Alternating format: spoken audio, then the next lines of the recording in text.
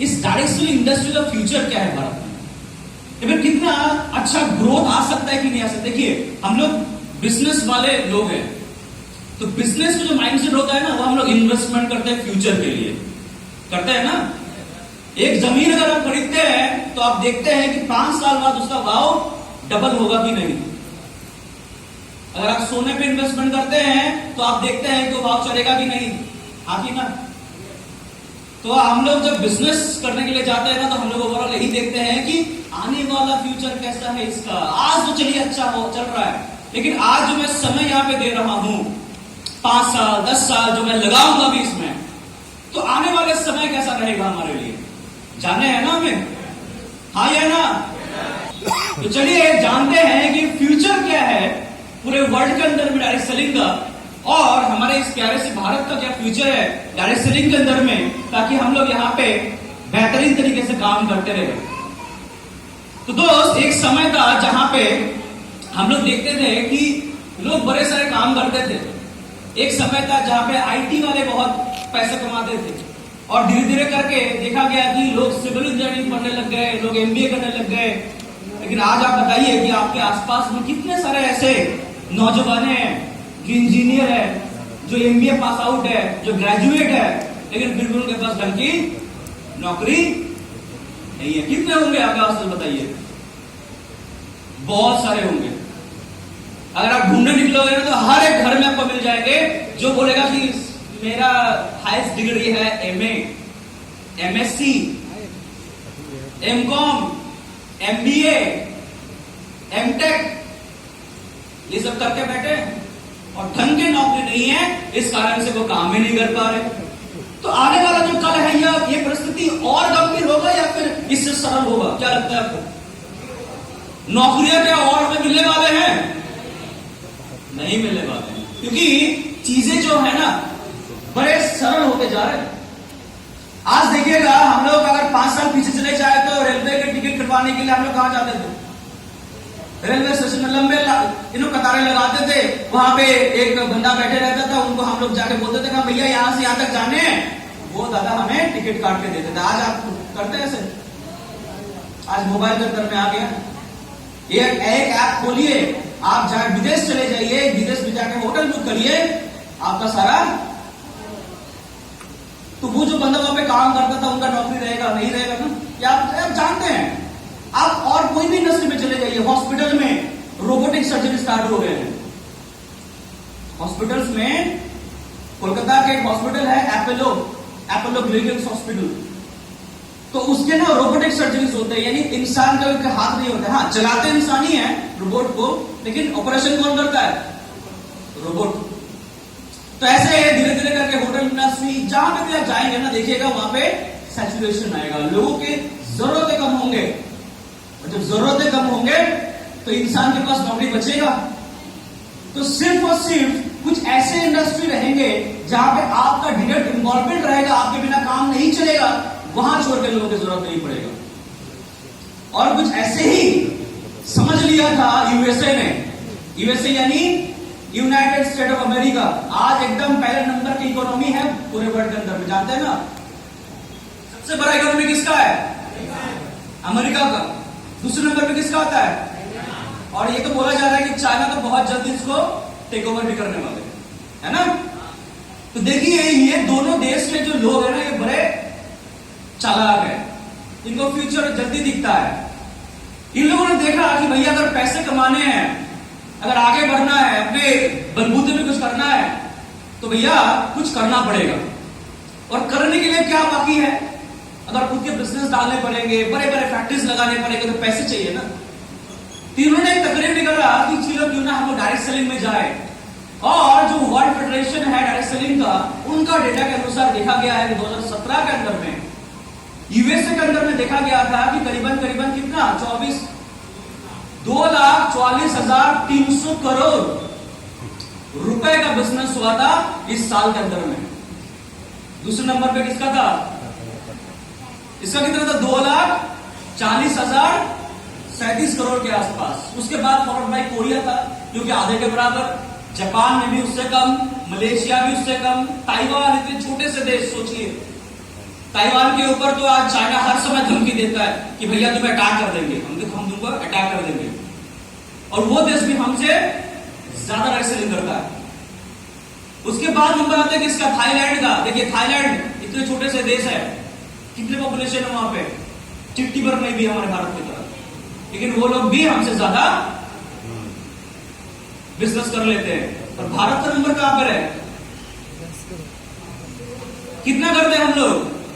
10,600 करोड़ के आसपास भी हम लोग बिजनेस कर पाते हैं एक साल के अंदर में। समझ रहे हैं आप? तो ये नंबर क्या बढ़ सकता है कि नहीं बढ़ सकता? हाँ जी, क्या लगता है आपको? बढ़ सकता है कि नहीं बढ़ सकता है? क्योंकि दोस्त आगे वाला जो समय है ना, आज भारत में एक दौर आया है, हर समय का दौर आता है। एक समय था जब आईटी का दौर आया था, हर व्यक्ति बोलता था कि मैं आईटी पढ़ रहा हूं, मैं आईटी पढ़ रहा हूं, मैं सॉफ्टवेयर इंजीनियर हूं। एक समय था जहां पे लोग सिविल इंजीनियर बनते थे, हर घर में सिविल इंजीनियर। आज एक दौर आया है भारत में, और वो है नहीं, खुद का बिजनेस करने का एक दौर आया है। देखिएगा कि सब लोग चाह रहे हैं कि खुद का बिजनेस होगा, नौकरी में और किसी का हाथ नहीं है, कोई और नौकरी नहीं करना चाहते। एक समय था जहां पे गवर्नमेंट जॉब मिलते थे, वहां पे 60 साल तक कोई चिंता नहीं है, पैर के ऊपर पैर लगाओ और सैलरी लेते रहो। आज क्या ऐसा दौर है? आज काम करोगे तो पैसा मिलेगा, नहीं करोगे तो नहीं मिलेगा, है कि नहीं? तो आज जो भारत के नौजवान हैं ना, उनको चाहिए पैसा, और पैसा कहां से मिलेगा? अपने बिजनेस से। लेकिन अपने बिजनेस करने का कुछ लिमिटेशंस होते हैं, पैसे लगते हैं, बहुत कुछ की जरूरत पड़ता है, और तब एंट्री होता है भैया हमारे डायरेक्ट सेलिंग का। क्योंकि यहां पे ना तो आपके पैसे लगेंगे, ना तो आपको इन्वेस्टमेंट लगेंगे, सिर्फ और सिर्फ आपको आगे बढ़ने का एक इच्छा चाहिए मन में, और जो टीम है आपको आगे बढ़ाएगा, और यहां से हर एक जरूरत के प्रोडक्ट्स को हम लोग इस्तेमाल करते और कराते हुए हम लोग आगे बढ़ सकते हैं। तो अगर आज कोई नौजवान कहे कि मुझे बिजनेस करना है, तो उनको क्या करना पड़ेगा? अगर आपके पास पैसे नहीं है, अगर आपके पास उतने सामर्थ्य नहीं है आगे बढ़ने का, तो आपके पास एक ही ऑप्शन बचता है, और वो क्या है? जोर से बोलो, जोर से बोलो। डायरेक्ट सेलिंग ही दोस्त आगे का फ्यूचर है, जो हम लोग इस दौर को देखते हुए हम लोग आगे बढ़ा सकते हैं। और आगे चल के हम लोग बहुत सारे अनुमान में बताएंगे कि आगे का अनुमान क्या लगा रहे हैं भारत के जो बड़े बड़े दिग्गज कंपनीज है। फिकी का नाम आपने सुना होगा। जो फिकी है ये एस्टेब्लिश हुआ था भारत जब स्वाधीन नहीं भी हुआ था उसके पहले से, 1927 से ये काम कर रहा है भारत में, और उसका अनुमान तो बहुत बड़ा कुछ है, दिखाने वाले हैं आपको। चलिए आगे चलते हैं और बात करते हैं कितने लोग अभी काम करते हैं पूरे वर्ल्ड के अंदर में। लोग तो माने जाते हैं ना, है ना? कोई लोग होता है कि ज्यादा माल ले लेते हैं, कोई लोग होते हैं कम माल लेते हैं। तो लोग कितने काम करते हैं भैया, चलिए देखते हैं। यहां पर भी देखिएगा तो भारत का नाम सबसे नीचे आएगा। पहले नंबर में कितना किसका आता है? वही सेम अमेरिका का। अमेरिका का हम लोग नाम देखें तो कितने लोग आते हैं इसमें? करीबन 18 करोड़ 60 लाख के ऊपर के लोग काम करते हैं यहां पे। और पॉपुलेशन कितना है अमेरिका का? स्मार्टफोन है हाँ, करीबन 36, 34, 35 करोड़ के आसपास में। मतलब वहां के 50% के ऊपर के लोग डायरेक्ट सेलिंग के साथ जुड़े हुए। ये तो आंकड़े बता रहे दादा, देखिए ये तो मैं खुद से नहीं लिखा हूं ना, ये किसका डेटा है? ये किसका डेटा है? मतलब world federation of direct selling association, सबके माई बाप, पूरे देश को, पूरे वर्ल्ड को जो संभालते हैं डायरेक्ट सेलिंग बिजनेसेस को, वो पिताजी कह रहे हैं कि यूएसए में इतने लोग एक्टिव है। उसके बाद नंबर आता है थाईलैंड का, फिर कोरिया का, फिर चाइना का, फिर रशिया का, फिर मलेशिया का, फिर ताइवान का, और फिर इंडिया। इंडिया में कितने लोग हैं ऐसे जुड़े हुए एक्टिव तौर पे? ये एक्टिव नंबर है कितना?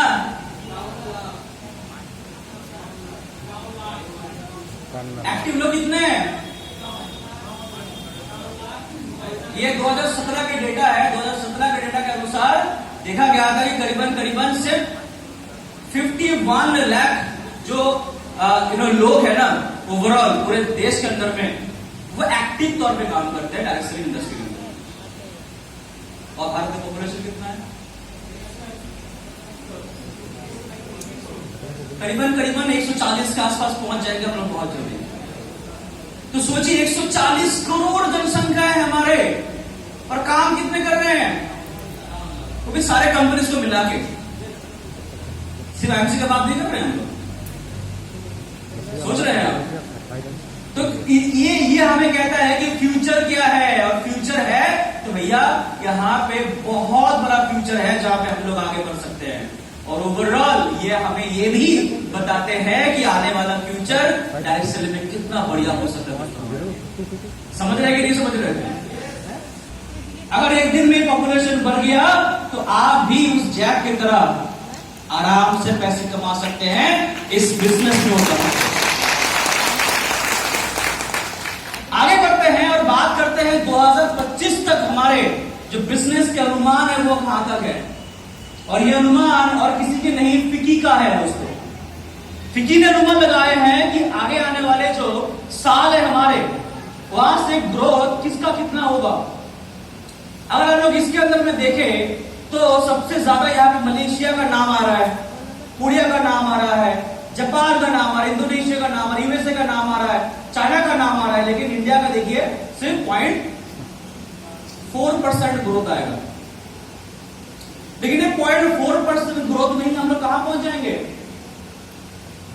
625 बिलियन करोड़ रुपीस के आसपास। 1 बिलियन कितने में होता है? 10 लाख में 1 बिलियन होता है ना? सॉरी, 100 लाख में 1 बिलियन होता है। 10 लाख में 1 मिलियन और 100 लाख में 1 बिलियन। और ये इंडस्ट्री कहां पे जाने वाले हैं? देखिए 625 बिलियन रुपीस। मतलब सोचिए कितना बड़ा इंडस्ट्री होने वाले हैं सिर्फ और सिर्फ अगर 0.4% के भी ग्रोथ भारत में अगर आ जाता है। समझ रहे हैं आप लोग?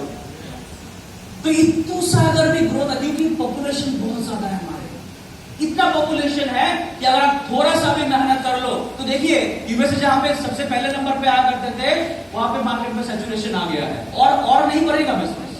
चाइना में सैचुरेशन आ गया है और नहीं बढ़ेगा बिजनेस। लेकिन भारत में ये पॉपुलेशन और बढ़ सकता है, क्योंकि यहाँ पे सिर्फ और सिर्फ 51 लाख लोग ही एक्टिव तौर पे काम कर रहे हैं।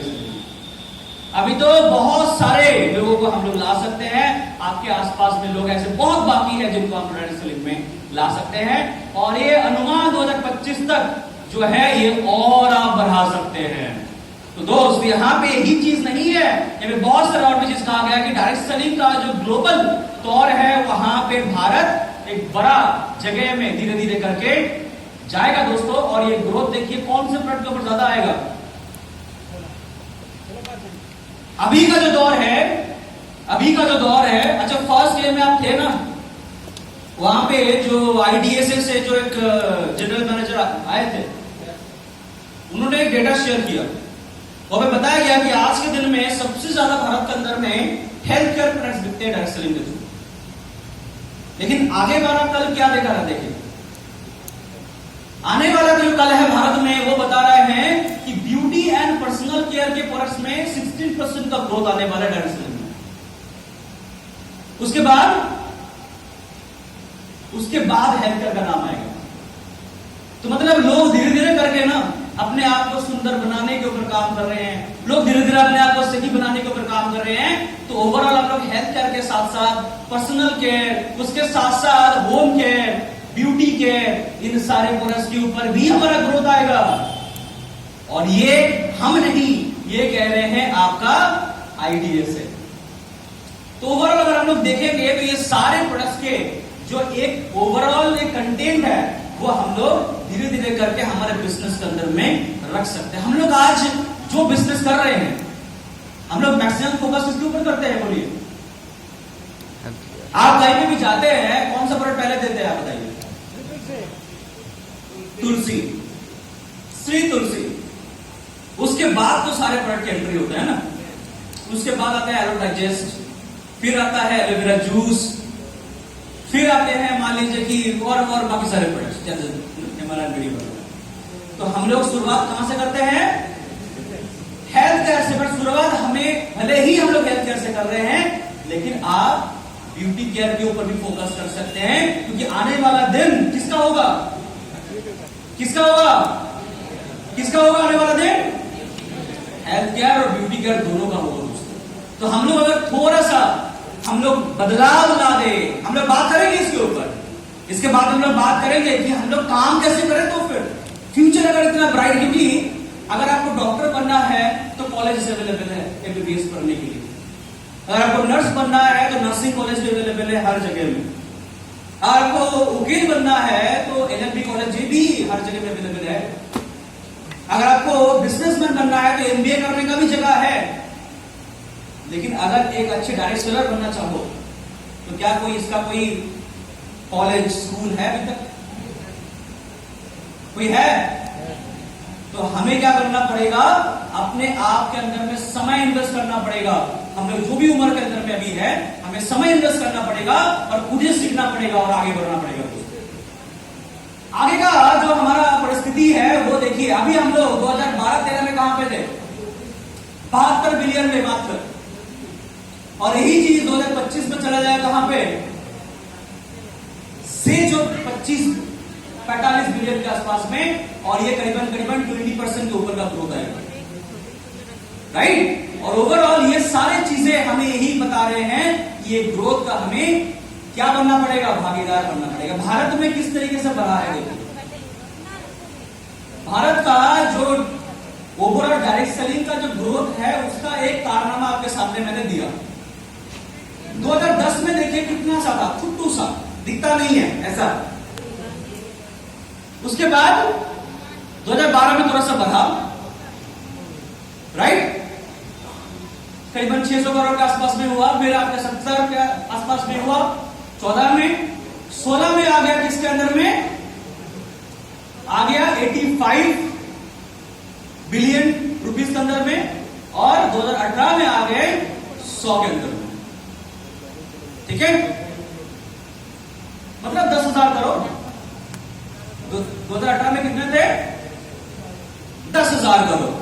और 2000 लास्ट साल का जो ईयर था 2000 आपका 20-21 का, वहां पे पूरे बिजनेस हुए 16,000 करोड़ का। ठीक है, और ये अनुमान लगाया गया है कि ये 2025 तक कहां पे जाएगा? 64,500 करोड़ के आसपास ये इंडस्ट्री चला जाएगा दोस्तों। इतना ज्यादा बूम इसके अंदर में आएगा, और ये अनुमान सही भी साबित हो सकता है, क्योंकि आने वाला जो दिन है वो डायरेक्ट सेलिंग का है, और डायरेक्ट सेलिंग धीरे धीरे करके दोस्तों आगे बढ़ रहा है।